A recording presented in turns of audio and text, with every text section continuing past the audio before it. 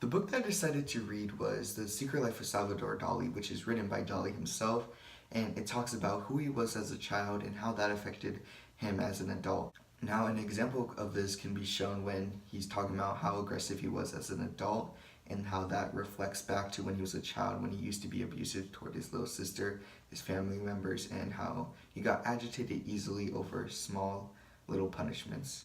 Now, the way the book is organized, it does talk about him as a child throughout his teenage years and throughout his adult life. However, it does get confusing because he may be talking about when he's 6 years old, and the next paragraph can talk about when he was 20 years old.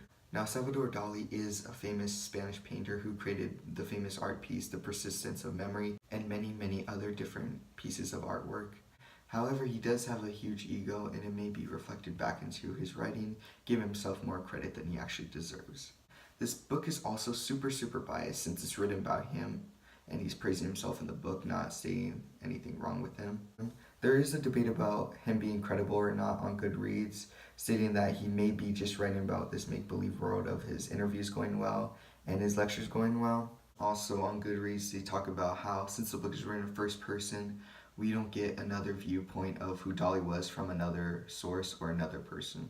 The strength that this book has is that since he was a painter and he has a creative mind, he puts his creativeness into this work, and he goes into great detail about his feelings when he was a child or a teen. For example, he talks about how as a child he didn't like spinach because of the shape and color of it, and just little things like that are throughout the book, making it more interesting, and it doesn't get dull as you're reading. However, it does have some weaknesses, like stated before, the way it's organized. It does talk about his childhood through his adulthood.